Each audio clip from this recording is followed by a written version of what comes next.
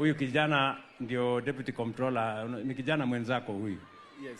Sasa huyu kijana atakupanga na hiyo pikipiki. Asante Rais. Haya, asante sana. Asante sana.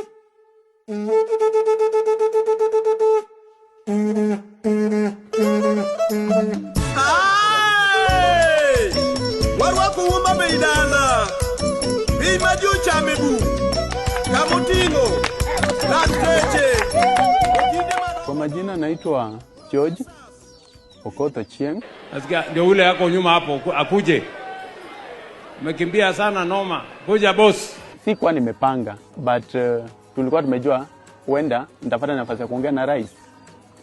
But sikujua itakuwa hivyo ngumu mimi kukimbia stage na kufanya nini na nini, but juu hiyo pressure nilikuwa nayo ya youth, mimi ni leader nini na nini, nikasema hapana, if I miss this chance then when I'll never get another one. Unaona? Hii mbio. How did you begin this mbio business? I had a peer pressure. Yeah. Mwanzo nimeketi pale naona meeting inaisha, naona nitegemea. I'm the youth leader. I started the whole thing. Yeah. But these 2 terms started even before Nyota ikuje. Tulikuwa tu tunasema kama rais wote anafanya kazi poa. Tukishampatia 5 supu, si tumpatie 5 bora.